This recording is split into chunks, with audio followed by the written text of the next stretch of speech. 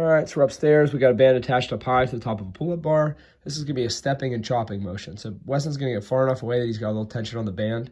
He's going to let the weight come back towards the leg closest to the band, and then he's going to drive off that leg and come down and across. Yep, so he transfers his weight from the leg closest to the leg further away.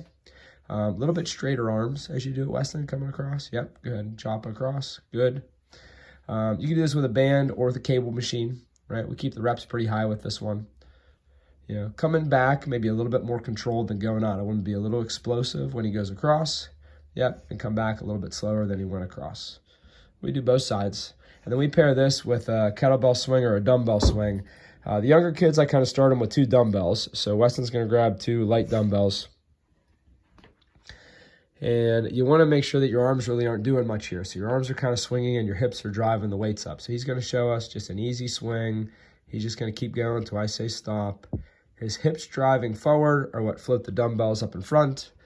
And as long as the weight's pretty light, if your form's not perfect, it's okay. But I like his butt kind of going behind him and then coming underneath him.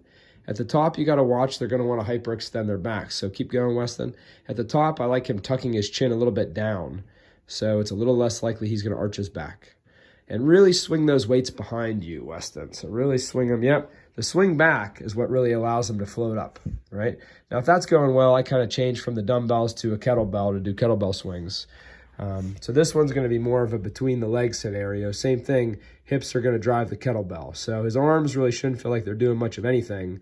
It should be the hips kind of going back towards his heels and then driving the weight up just to about shoulder height.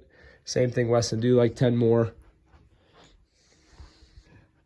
Trying to minimize how much he arches his back with this stuff, right? So I want him coming to shoulder height. Sometimes I tell him to keep their chin down a little bit at the top, just so he's not going to arch his back a ton. Weight goes from the heels, go into 2 more, Weston. Back to the heels, and then up in front. So really driving through the heels as you do this one.